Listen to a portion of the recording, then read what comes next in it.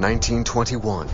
After 4 years of civil war, Russia counts millions of casualties, immigrants, and orphans. The country is ravaged by famine. Stalin is bothered by the sight of Trotsky still triumphant in Red Square. Even though war communism has brought about the fall of the economy. Severe rationing is in place, except for the 20,000 party and police officials, who are entitled to 4 kilos of meat and 4 kilos of fish per month. A worker only receives 200 grams of fish, usually rotten.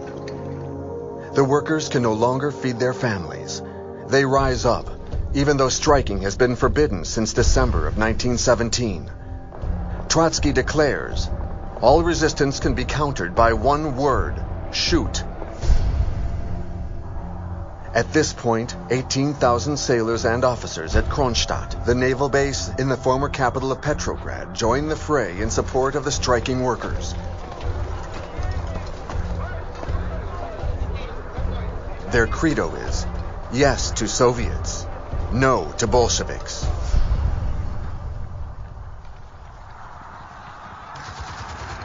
Trotsky orders an assault on the Kronstadt sailors on March 7, 1921. 20,000 Red Army troops move across the frozen Baltic Sea. Behind them, to prevent them from turning back, members of the secret police are positioned with machine guns.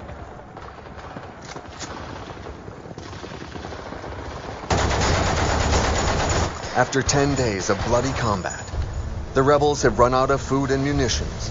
They surrender to the Red Army soldiers. 2,168 sailors are executed and buried together.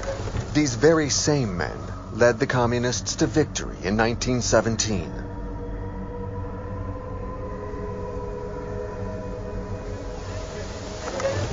But the Kronstadt rebellion forces Lenin to back down. He declares, "It is possible for us to take a few steps back without destroying the dictatorship of the proletariat." In March 1921, Lenin institutes the NEP, or New Economic Policy. This is a spectacular, albeit temporary, liberalization of the economy. Industry is denationalized, forced requisitions and required work is ended, inheritance is reinstated. Farmers are free to sell their harvest at will once again. Store shelves are filled up. Moscow dares to hope and celebrate again. The Bolsheviks need money. On March 19, 1922, Lenin sends the following directive to the Politburo. We must pursue the removal of church property. We must smash the clergy most decisively and ruthlessly, and put down all resistance with such brutality that they will not forget it for several decades. Lenin concludes, violence is the truth of politics.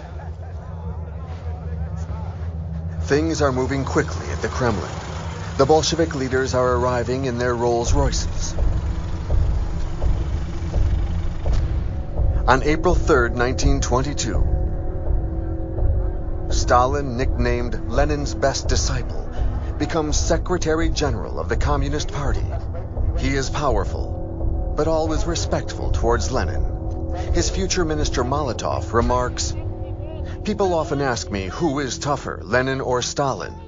Lenin, of course. He's the one who trained us all."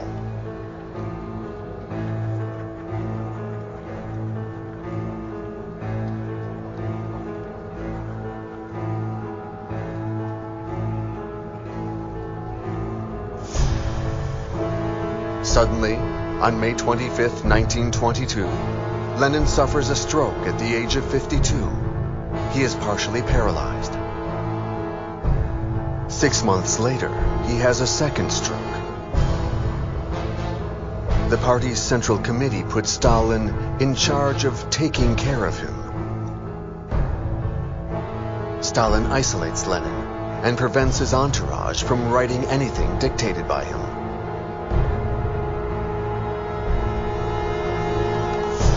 The year closes with the creation on December 22nd, 1922, of the USSR, Union of Soviet Socialist Republics. Its emblem is the farmer's sickle and the proletarian worker's hammer.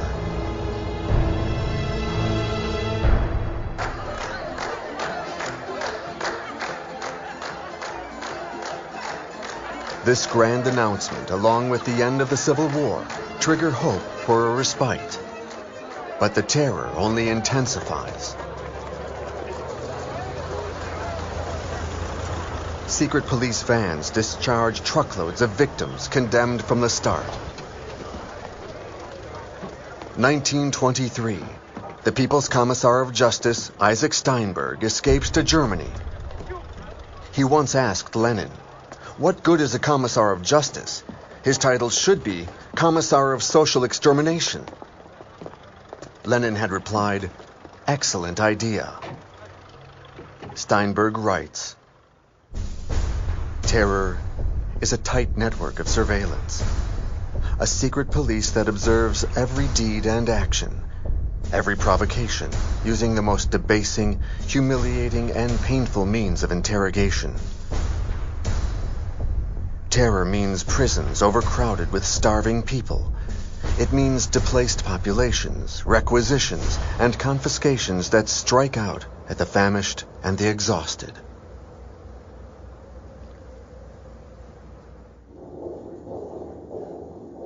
Stalin carries Lenin's coffin.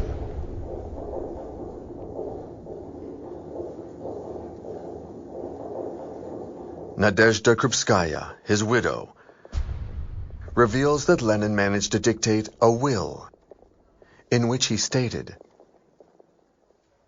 "Stalin is too brutal. I suggest that the comrades find a way to remove him from his position as Secretary General." Stalin reacts very violently and threatens Lenin's widow, forcing her to publish a denial in Pravda.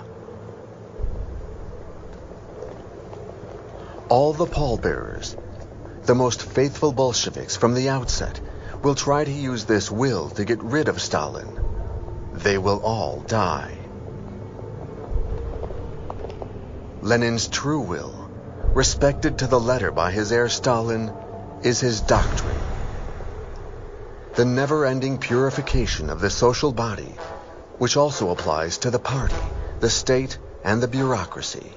The hunt for the false communist, that parasite who has infiltrated the party-state's administrations. Eliminating these parasites, the survivors of a doomed capitalist society, is an essential task. This purge will be endless for Stalin as it was for Lenin. The war against the enemy will never be over. While Lenin's body is quickly being embalmed, Stalin blows up the frozen ground in front of the Kremlin wall.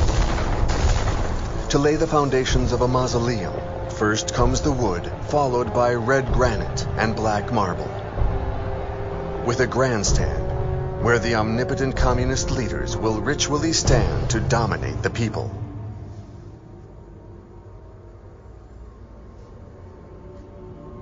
But the people, like Trotsky, Stalin is still forced to applaud him. This is only the beginning of their underground duel to the death.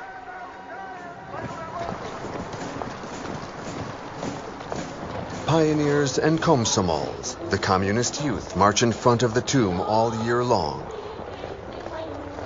Within their ranks, Vasily Nikolaev weeps. He wonders, how can the great Lenin be dead? It's impossible. He is a saint. Lenin's cult of personality is born. Stalin establishes a commission dedicated to the immortalization of the memory of Vladimir Ulyanov, known as Lenin. And Lenin's name is given to Petrograd, the former capital, St. Petersburg, which will now be called Leningrad.